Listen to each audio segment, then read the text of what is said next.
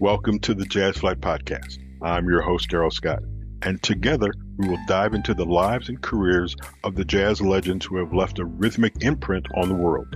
Be prepared to reminisce on the highs and the lows of their musical journey and the trials that sculpted their timeless musical gems.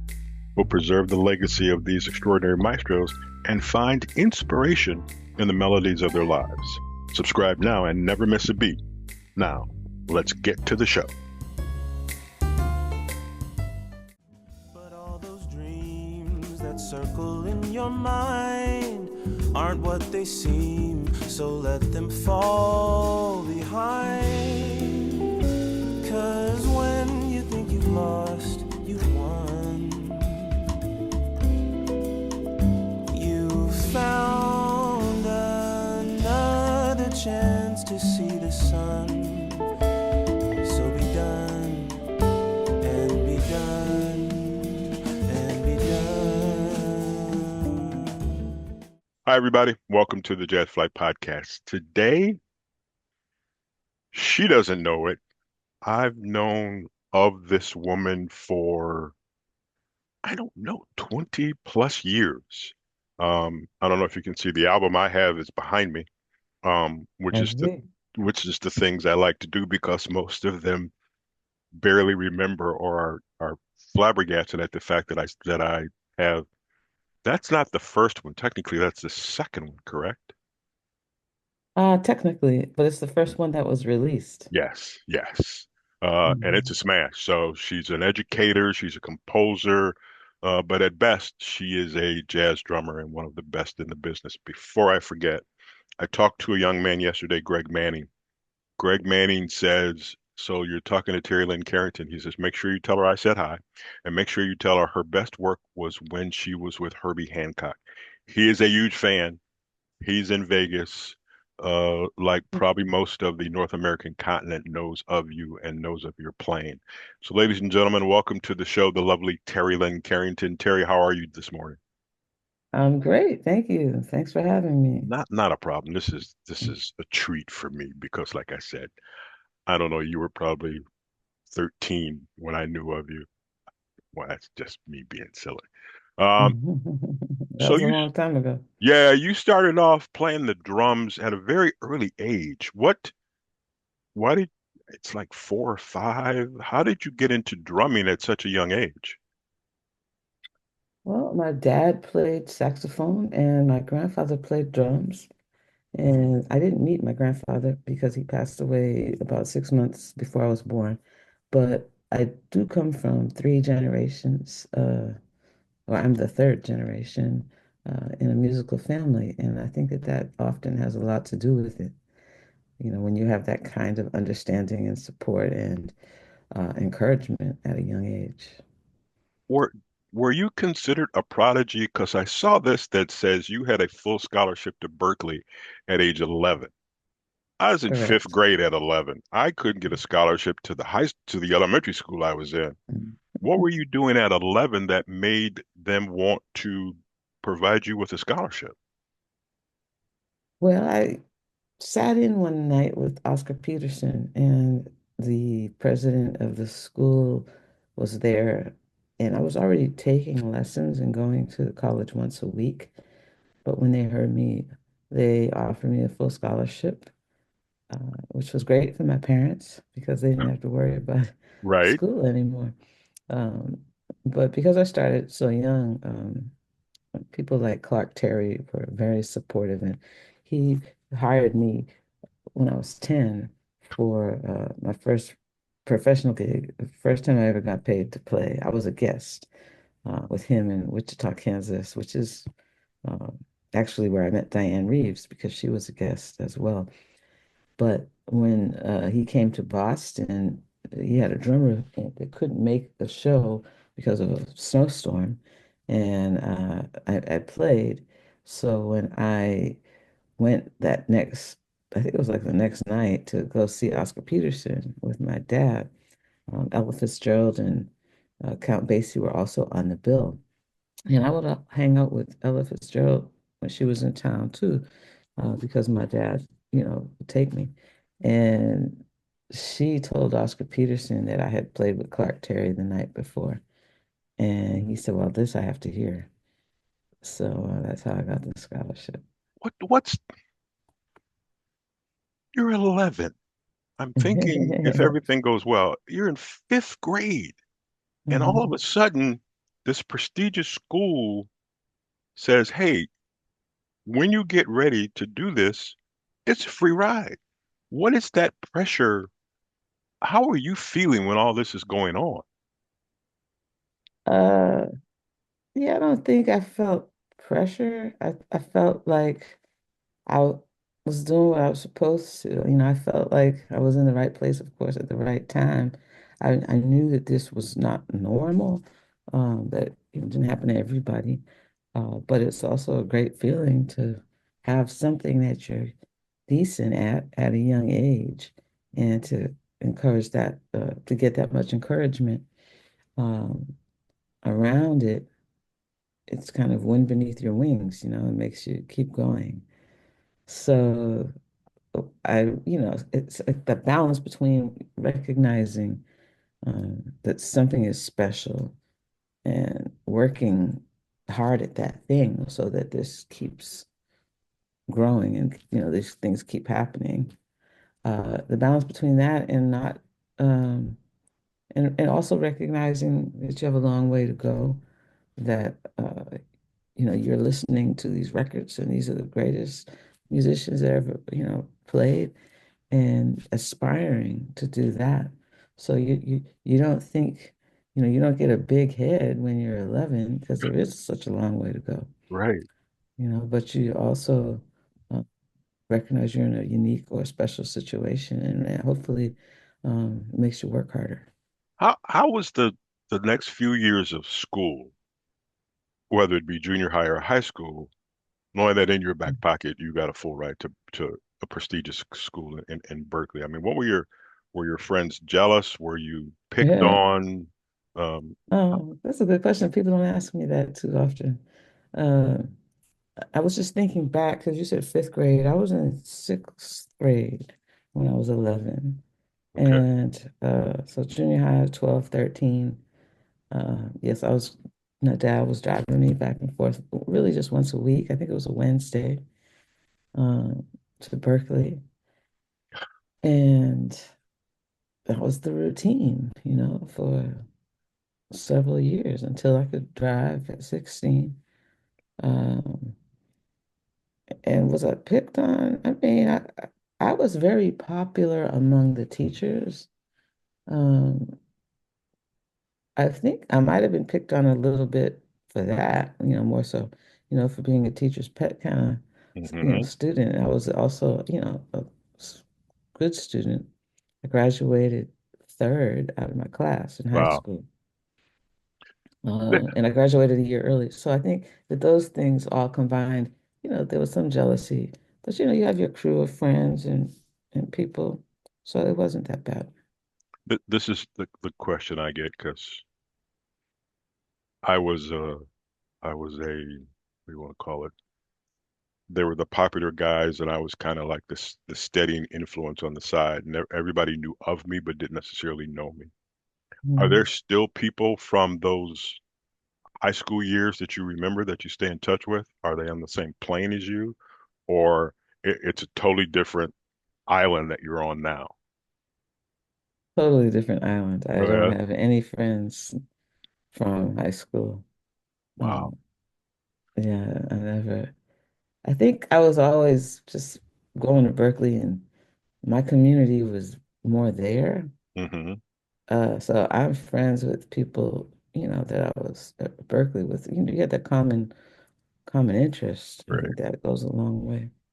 I have talked to so many Berkeley students because I know a few of them that went to Berkeley but did not graduate.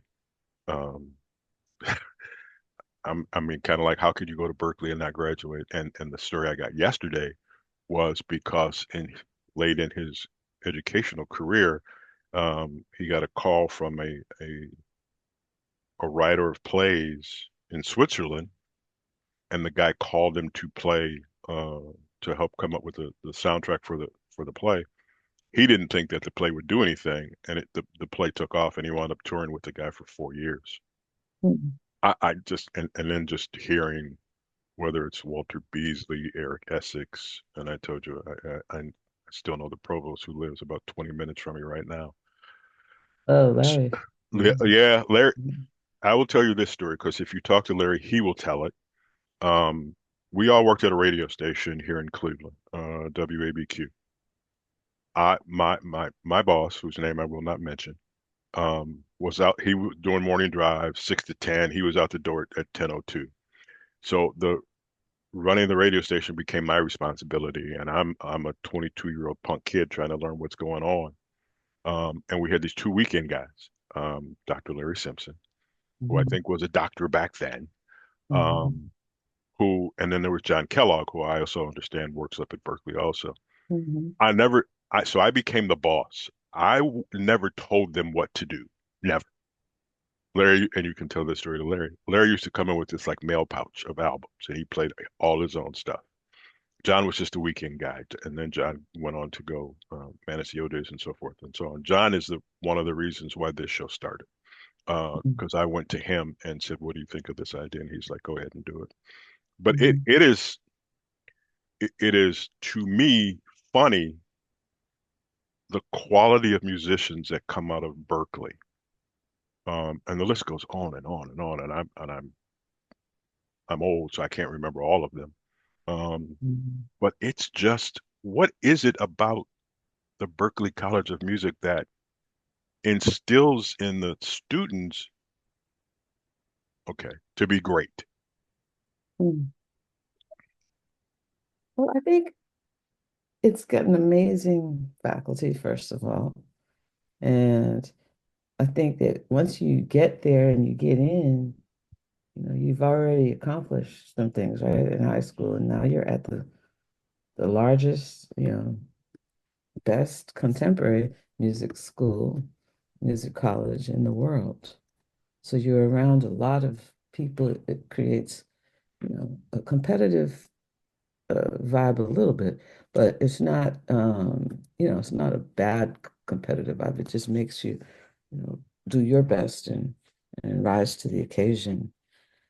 I've seen people come and find it what they really want to do in music because everybody loves music, and sometimes you come there and you think you want to be a keyboard player, a pianist, but you end up being um, an engineer uh, Hmm. or going into music business. There's all these options at Berklee, which is really beautiful because I think uh, while the cream of the crop of performers, while they do emerge, also the other side of that happens where people realize, I don't have it necessarily like some of these people, but there are so many other options for me at this college Hmm. in music. So it's kind of a beautiful place to really find your place in the Hmm. music industry.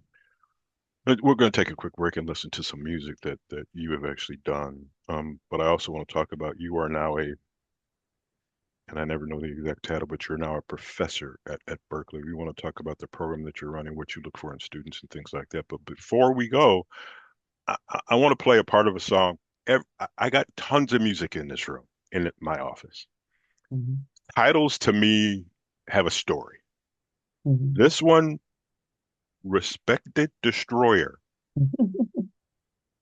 We'll talk about that. Let's listen to part of this, and then we'll talk about it when we come back on the Jazz Flyte Podcast with our special guest, Terri Lyne Carrington.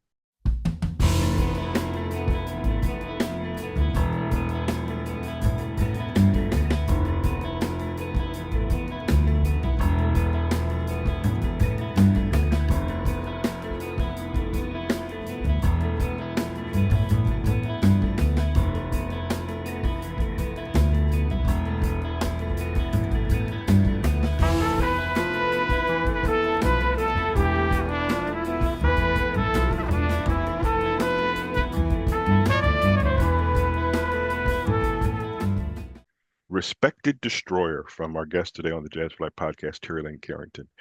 Terri, the title, Respected Destroyer. It's I won't get into everything that I'm thinking because it's all not necessarily the good thing with that title. How did you come up with the title for this song? Well, it's not my song, so I didn't come Oh, up with that title. Um, Actually, Brandy Younger came up with it, and it has something to do with her brother. There is something online, uh, and I think it's called the Wu-Tang Name Generator. hmm, I'm looking it up now. Yeah, Wu-Tang Name Generator. And I guess you just put something in, and then it spits out a name for you. And that's how, she came up with it. And it had something to do with her brother. okay, So I'm not 100%, but okay, it says you will now be known as Respected Destroyer. And I've done it. I went to, when she told me about it, I went to it for some other titles, but none of mine came up quite as good. So, yes, okay. Now you are a prof. Excuse me, you're a professor at Berkeley now. Is that correct? hmm How hmm did you go from, and I don't mean go from, because you're still playing. How did you become? What made you want to get into education? Let's put it that. Well, you know, my parents were getting older and my grandmother was getting older. And I thought now was a good time to go back to Boston. It just so happened that the new president at the time at Berkeley, his name was Roger Brown. He came and met with me in LA and, asked me about coming back. So I thought that this was a good time to do so. And I'm glad I did because, my career kind of got revitalized in certain ways.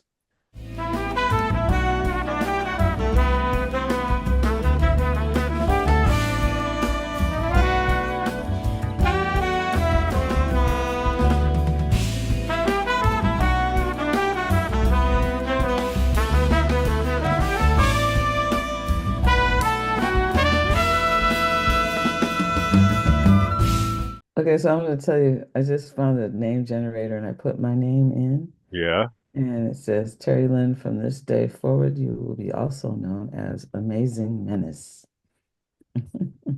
See, I like these titles, but they seem to be a bit aggressive. Well, it's from the Wu-Tang. Oh, yeah, that's true Mm, too. Yeah. You know, S- So, what is the and pro? I just put your name in, Daryl, and you are, you'll be now known as Amateur Ninja.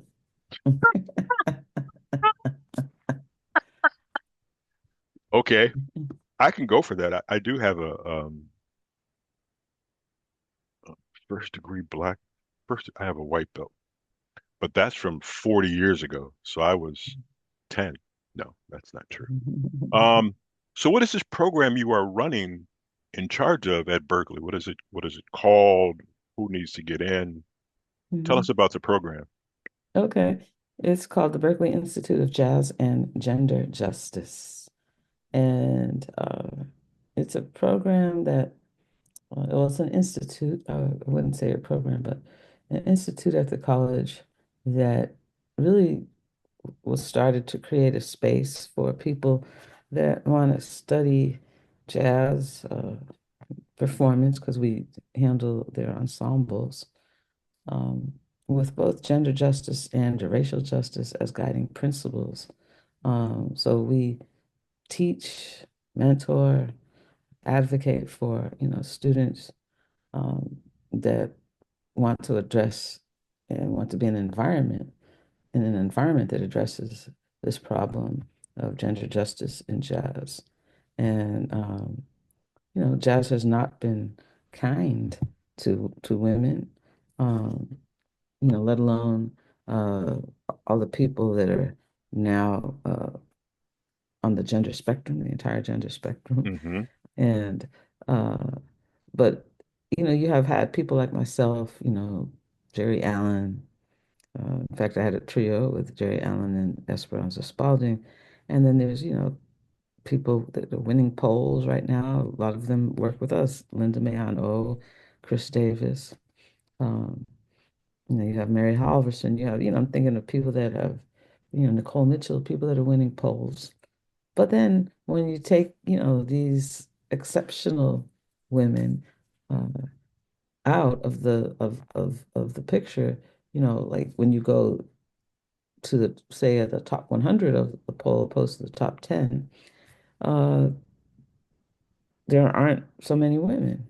So there's a problem with letting a few women through because they sound as good as the next guy. Right. Yes. And that's a problem because you're actually not accepting a different aesthetic, a different approach.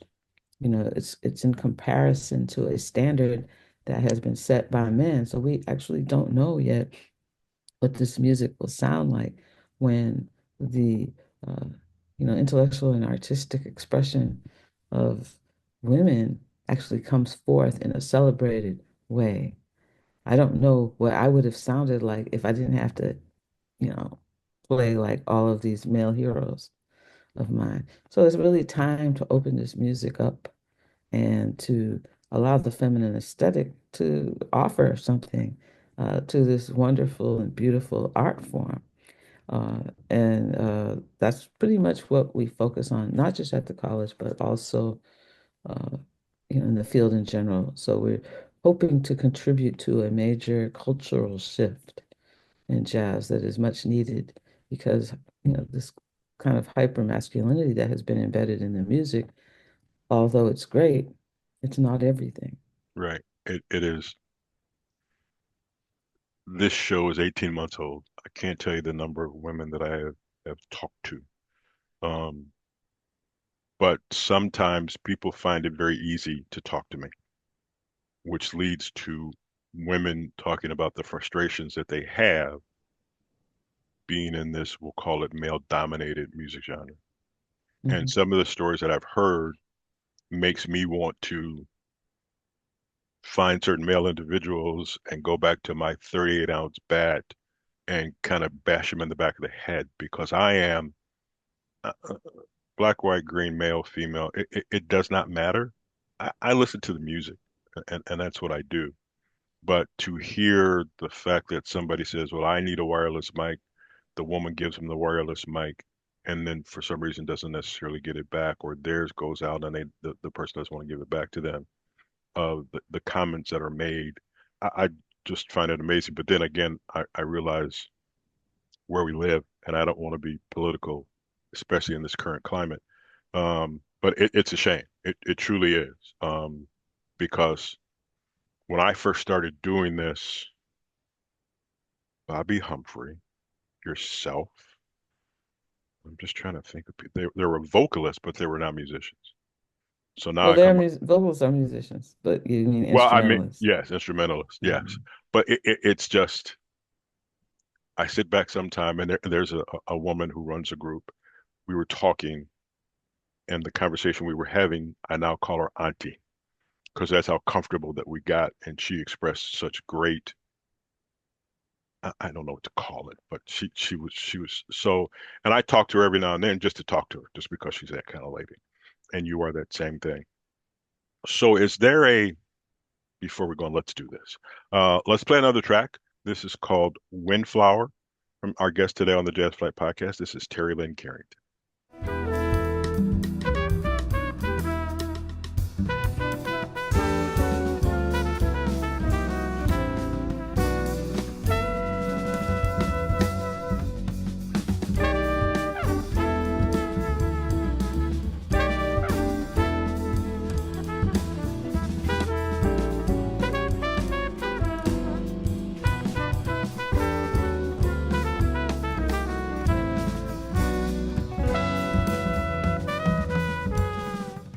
Our guest today is Terri Lyne Carrington. You're listening to the Jazz Flyte Podcast.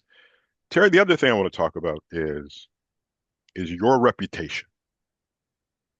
I saw you had to leave and go do there was a festival in California, and I can't remember who it was for, and you were part of the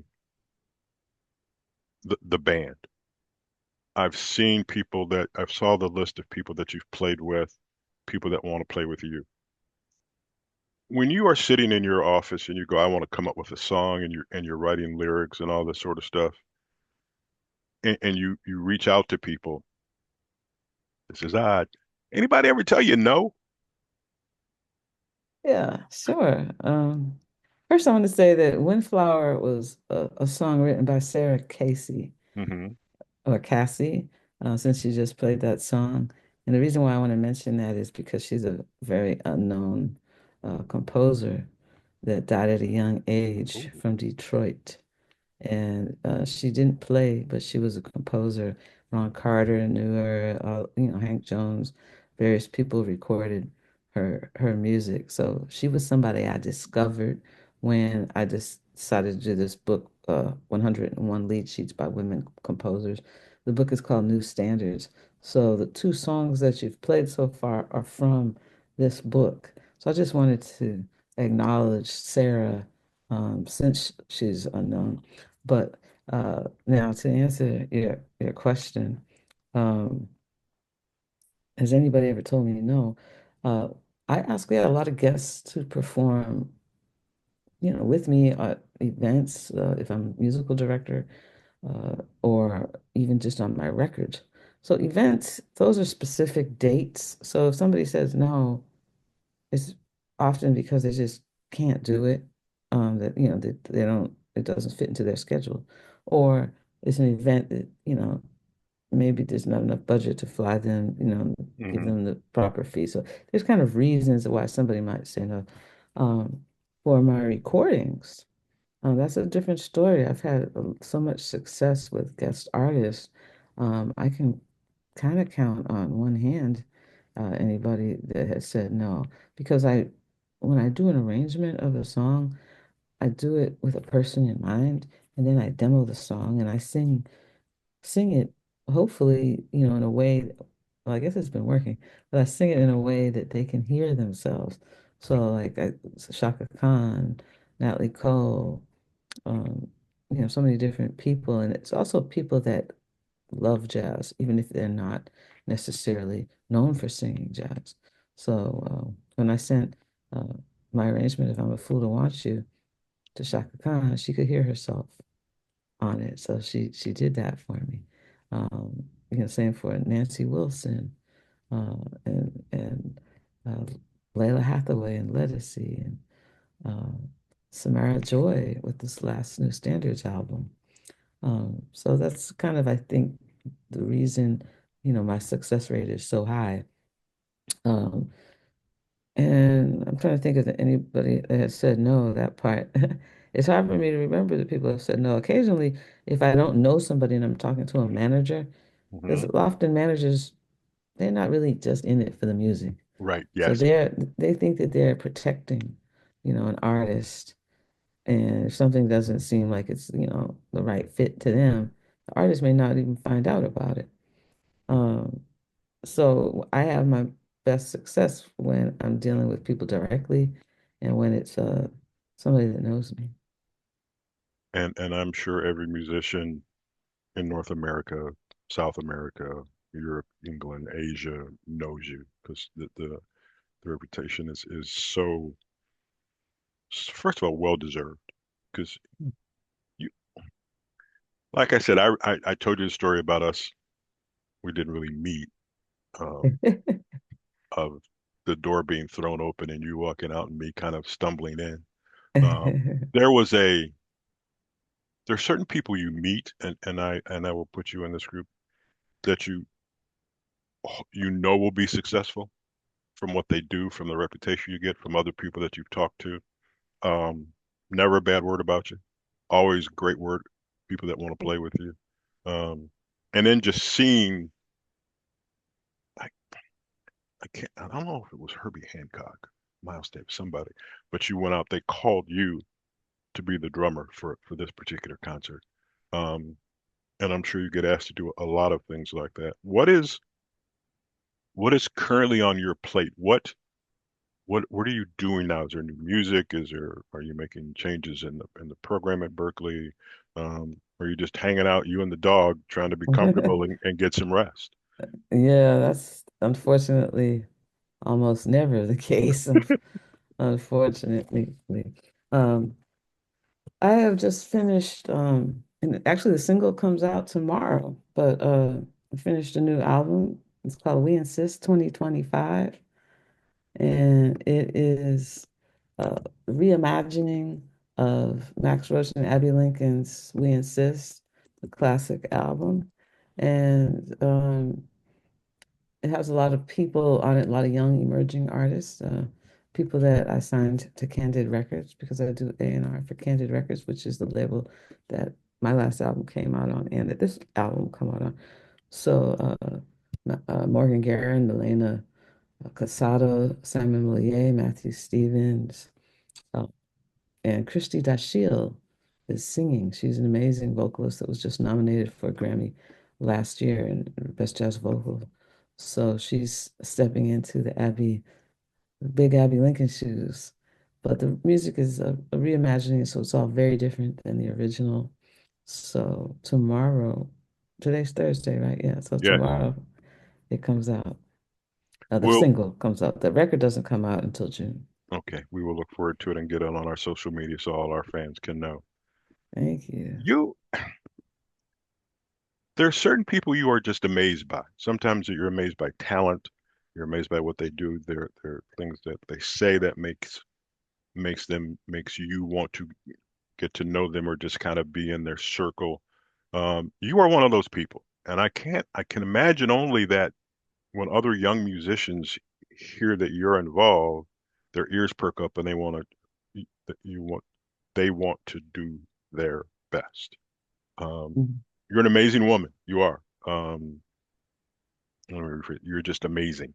Um, and now you're doing A&R plus. Like I said when we first started, I don't know how you have the time to do all this. So once again, I thank you for allowing us to be in your world for this for these 40 minutes. You're coming to Cleveland, um, Yeah. 28th of this month, um, part of the Cleveland Jazz Orchestra. What can we expect from your show if we can talk Uh, about that real quick? yes, Paul Ferguson has put together a great collection of songs. A lot of them are mine, and then a few aren't. Uh, so he's arranged, for the orchestra. Uh, I don't know, I guess about five or six songs of mine. And I'm excited because I have not heard these arrangements yet. Uh, but the good thing is I know the song, so um, that's always good for me because um, I don't often, play with large ensembles. And so like the last few times I have, which was in Europe with the WDR big band and the NDR big band, um, they arranged either songs from new standards or uh, from my entire um, history, just from my early records up till now of songs that I wrote. So it was, I wanted to do something different. So I sent him songs that had not been done before Hmm. by Jim McNeely or Chuck Owen with these last two big band projects. So there's a couple that haven't been released yet. Now and Before is one, and Happy. They're coming out on a record that's going to come out hopefully this year as part of a 13 album box set that Henry Threadgill put together with 13 different artists. It's called Baker's Dozen. And then some, older songs. I did an album called Jazz is a Spirit. So a song called Lost Star from that album. A song called Solace from uh, the album I did right after Jazz is a Spirit, which was called Structure. Uh, and what else? Yeah, there's a song called Samsara that he did as well that is on Jazz of the Spirit. I wrote that for Wayne Shorter. So yeah, so those are my originals. And he's also doing Mary Lou Williams and Lil Hart and Armstrong song, as well as a Ornette Coleman piece and a piece by himself, by Paul. A Absolutely amazing. I will do my best to be in the audience to see this and hopefully have a chance uh, to meet you and talk to you actually in person and all that sort of stuff. Um, Terry, this has been amazing. This is I don't know. Don't get me wrong. I've been in this radio, in this jazz field for, I don't know, 40 years. You've always been one of the people I wanted to meet because I just thought there was something special about you. Um, if I'm lucky enough, if I can get it in, maybe I'll bring that with me and have you sign it. We'll see what we can do about that. But Terri Lyne, I greatly appreciate it. Thank you for being on the show. As I said, you're an amazing talent. And I will say this, you need to get some rest. So I'm gonna go so you can go and take a nap and whatever. So ladies and gentlemen, thank you for listening to the Jazz Flyte Podcast. If you have any questions, you want to hit me up, just go to my email, which is jazzflyte@gmail.com. Again, thank you, Terri Lyne Carrington. You've been listening to the Jazz Flyte Podcast. We'll talk to you next week.